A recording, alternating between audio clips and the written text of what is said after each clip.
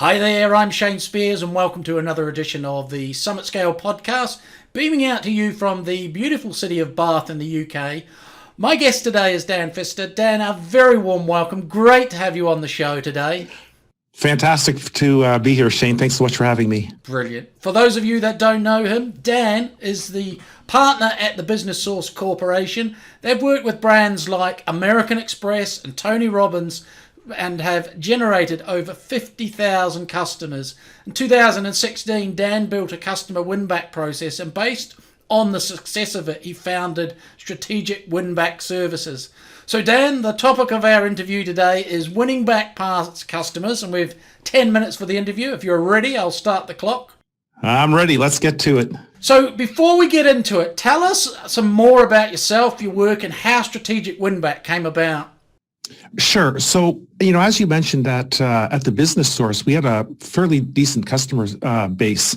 And normally, I was the marketing person. And normally what would happen is we would take a look, okay, we lost this many people. What can we do? So we do some like random outreach or something. And in 2016, we did some really deep analysis. Like we took a look at how many referrals do we get from the average customer? What is the average amount of upsell and cross-sell? What does it cost to reacquire a customer? So what I did is I actually, instead of just looking at what was the lost revenue for that client when they had left, I added up how much lost referral revenue we had, how much lost upsell and cross-sell revenue we had, and the cost of reacquiring those customers. And what I did is I took a look at, and that was a big number, surprisingly big. And then what I did is I added up, I took a look at how many customers we'd lost in the last 2 years. And it was just like, this is just wrong. This is terrible. So what I did is I just decided, hey, I'm going to create a program to try to win back these people. And, we really weren't that optimistic because, we've done a lot of work in terms of retention, right? And I've already done some, ad hoc outreach to our past customers.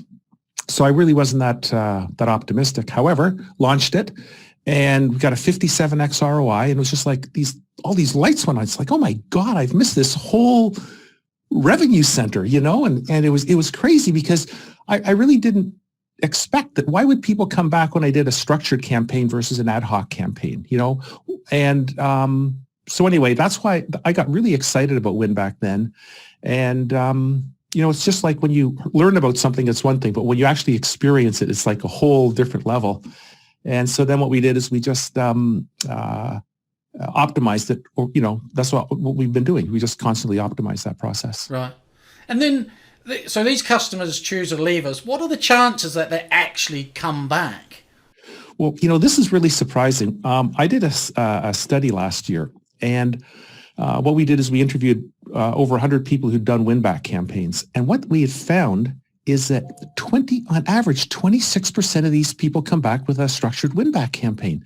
I mean, that's 1 out of 4. That's nuts, and that was the experience I had. And actually, I had really questioned that number. Statistics are statistics, right? They can say anything. But so what I was looking for some corroboration, and I found it in the Harvard Business Review. They did in March 2016, they published a study where they had over 100, they had like 40,000 people who were won back. And that was the other big part. I'm sorry, I'm getting ahead of myself. Marketing metrics showed that 20 to 40, the probability of winning back a past customer is 20 to 40%. So we were right in the ballpark there. And, we talked to a lot of people who got like 35, 40% back. A lot of people got 15, 20, but just think, this is the easiest money you'll ever make in your business. At least that's what I think, because they already know you. It costs nothing to reach out to them, Anyway, There you go. Yeah. And in terms of them coming back and generating revenue, how does WinBack compare to new customer acquisition? Well, it's really interesting. When a customer comes back, they actually spend the same or more the second time around. This is what the study showed. About 45% buy the same, about 47% actually buy more the second time around, and about 4% buy less. But by and large, these are very valuable customers. And just think of it. they've seen you, they've seen your competition, and they've come back to you. So these people, they're more loyal. You know, they're. It's much harder for a competitor to go and try to poach these people because, you know, they've already been down an alternate path. Yeah. So why isn't everyone doing it then? You know, that's why I'm an evangelist for this, because I just don't think that I think that people just don't know the numbers. I mean, I think that's what it boils down to. I think that, you know, I know that, you know, private equity firms and VC firms, they reward net new logos. So when a CEO wants, you know, another round of funding, they've got to go and show, you know, last quarter we, you know, got 100 net new logos. You know, so if that's the big thing that they need for their funding, or one of the big things they need for their funding, that's what they're gonna hire a sales manager to get that. Yeah. So but they're actually rewarding the wrong behavior.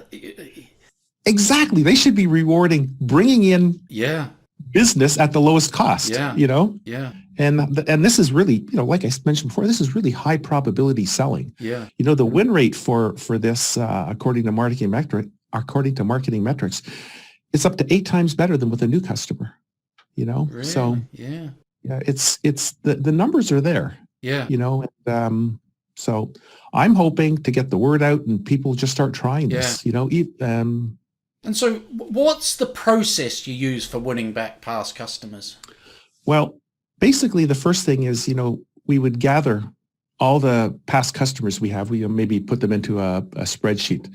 And what we would do is we would identify, the idea is, so we got this whole group, and what we want to do is we want to identify the ones that have the highest likelihood of returning and will have the highest value. And so what we would do is we would rank them. You know, we put them into a ranking formula, right? So there'd be recency. The more recently somebody left, the higher they would be ranked. The higher their past lifetime value is, the higher they would be ranked. If they're larger companies, you're going to know a lot about them, so you'll know their likelihood of returning. So what we've got is we got this big spreadsheet with a formula that puts all this stuff in there. But the main thing to remember is that past revenue generation is a great predictor of future revenue generation. Right. So that's the first thing, right? Right. So first we identify these people, and then what we do is we assign a number to each of these, right? We do the ranking. They each get a metric. Then we do we rank them. And what we do is we go to a subset of the top people, and we reach out to them, and we find out what it'll take to win them back. You know, maybe their needs have changed. Maybe they just got taken off to a different vendor, but we got to find out if there's an issue, right? So if there's an issue, what we need to do is we need to refine our solution. And to give these, you know, higher value customers what they demand. Yeah. And then what we do is we test, right? So we're going to package this new solution or this updated solution into at least two or three offers. We're going to test them against a small group of your best, highest potential past customers. Yeah. And then we're going to get a winner, and then we're going to roll that out. I'm really, you know, shortcutting this, you know, but the idea is that, you know, you ask your past customers why they left and what it'll take to win them back. Yeah. Some of them will actually tell you, and then they'll co-create that with you. Yeah. And boy, I tell you, the stories I've got of people co-creating are it's just nuts. Really? Opening up whole new markets, getting new business, because, you know, who knows you better than your past customer, right? Yeah. They already know you, they know your product, and they know what they need right now. So they know that delta. Yeah. And they can point that delta out to you. Yeah. And how open or straightforward are they in telling you? Because, you know, often they've probably walked with their feet. They haven't given you feedback when they left. True. You know, it all depends on the person, right? Yeah. I mean, the critical thing here is that you got to keep your relationships as best you can after you leave. You know, follow them on LinkedIn, comment, so that you can. You know, if they won't tell you immediately why they left, because a lot of people, you know,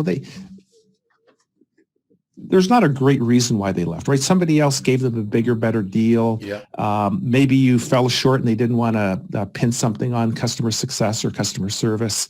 One neat trick that I was taught by Brian Matamore. And what he does is on exit, he gives people a very short questionnaire, not a questionnaire, just like one question. It's like, why did you leave? And he just lists 5 or 6 bad things, right? So now emotionally, it's not like they're saying something bad. They're just choosing out of a bad series. And what's really cool about this is about 50% of the time when you follow up, if you ask them, will you tell us more about this? Now that emotional dam has been broken, so that they feel more free to talk. And you've got a connection, something to talk about. Exactly. So there's so many ways of approaching this. You can even, when you want to re-engage a past customer, you can say, look, we're just out here. We want to learn. Yeah. We went wrong somewhere, and we want to get better, and we'd appreciate if we could have your input, and just like that, just being a human. Yeah. And and that, if that leads naturally into a sales conversation, fine. If it doesn't, fine. But a lot of people, it's all about timing, right? They chose another provider. It didn't really work out, but it's really important. This is one thing I learned in the study. It's really important that you've got to go and do the reaching out, because the probability of somebody coming back is so much higher when you do that. Yeah. Fascinating stuff, Dan. Yeah, really. And that goes back to this question: why isn't everyone doing it? And it's really missing out. There are so many reasons. I know we only have a short amount of time, so I didn't want to spend too much time on that. But really, I mean, people leave because they're dissatisfied. People leave because they've got a bigger, better deal. People aren't drawn back because there's nobody in charge of WinBack. You got a customer success team, a customer acquisition team. There's nobody tasked with doing this. And, we're also afraid that somebody will reject us. If we go back out there and we say, hey, come on back, it's like, I don't want to go there. Man, they already rejected me. I don't want to go do that again. They're a big client. I'm gonna feel foolish, and I hear that too. Yeah. So there's just so many reasons why people leave. But the important thing is that people will come back. And, even if they were upset with you, people are really quite forgiving. If you reach out and apologize, take ownership if you did do something wrong, they're really quite forgiving, good. After a couple of months. And if I could just throw one more thing in here, I know I'm really talking fast, but when people come back, when you have a problem and you've rectified that problem, these people actually are more loyal. There's many, many studies that show that. So even if you had a problem, it might actually work to your favor in rectifying it. Yeah. Nice. Brilliant, Dan. Really appreciate it. Folks, for more resources, check out Dan's website, www.strategicwinback.com. The link will be below the video. Dan, thank you so much. Really appreciate it. Thanks for having me on, Shane. Brilliant. Take care.